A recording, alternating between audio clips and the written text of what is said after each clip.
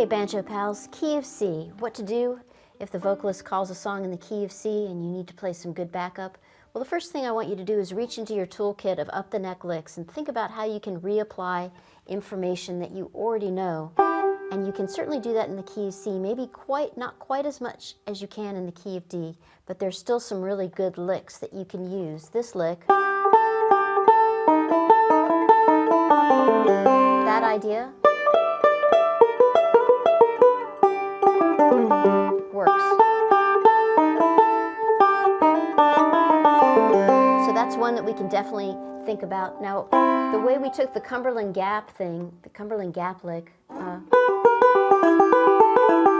that lick, it works nicely in D because you can reach it. By the time you get down to C, it's a little hard to reach it out of this position.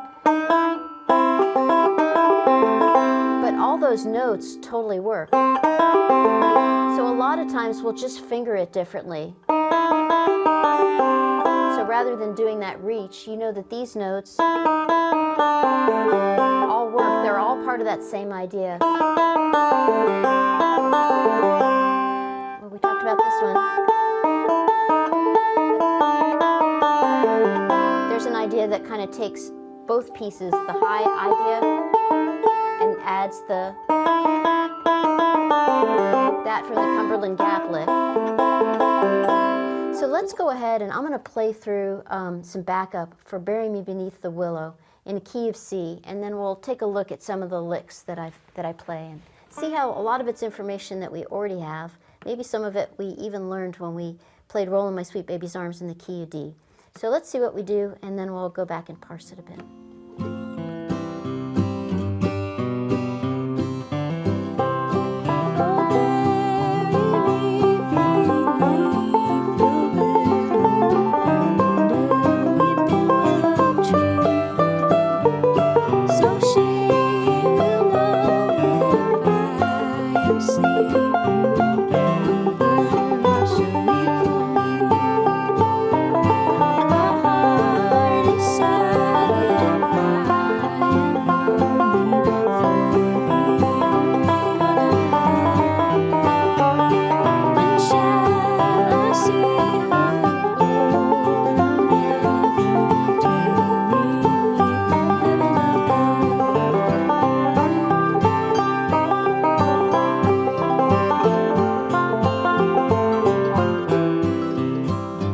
So hopefully that gives you some ideas. I went up here just for grins, and I grabbed the Cumberland Gap position,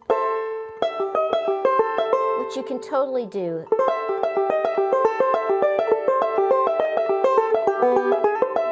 It kind of works, but you know, it might be a little bit pokey outy, so sometimes it's nice to just grab bits of that by playing these notes.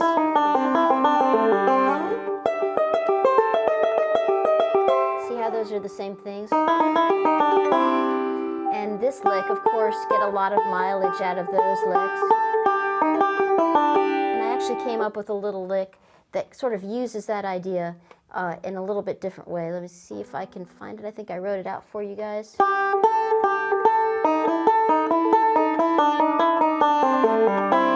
That's a nice little lick. And another thing that I wanted to show you is a little backup thing that you can do, and find you do it a lot in slower tunes.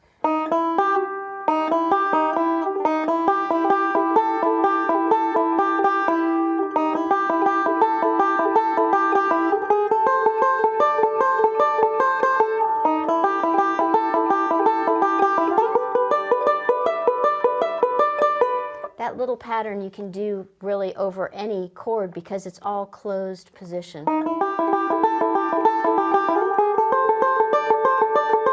So that's another new lick. And then I think I used this one, which we learned when we were playing Rollin' My Sweet Baby's Arms up in the key of D.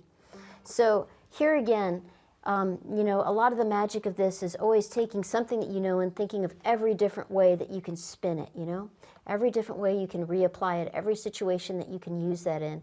And sometimes that means that you need to think across keys. So if you learn something in G, or if you learn something in any key and it's all closed position, you know you can use it anywhere. That's why I lick like this, or this lick, are so good. They go any place. And when we get to talking about single string, that's one of the great things about learning something single string style. It's all closed position, so it's really easy to readapt it. But it doesn't have to be just stuff that's closed position, because a lot of times, as we just looked at, you can have open strings, your Cumberland Gap. That all works within the context of the open strings in the key of C. So keep exploring that, keep trying to think about every place you can use some nugget of knowledge that you get, and keep adding these licks to your vocabulary too, because they're just great little pieces of vocabulary that help you get where you need to go. And as you back up singers, always think about finding the space in their lyric and trying to step out into that space. I'm not sure I did that too successfully on this, but I just wanted to reinforce that idea that you're always looking for the holes in the lyric to fill, and you're always just trying to support whatever the soloist or the vocalist is doing. So more food for thought in the world of backing up in the key of C.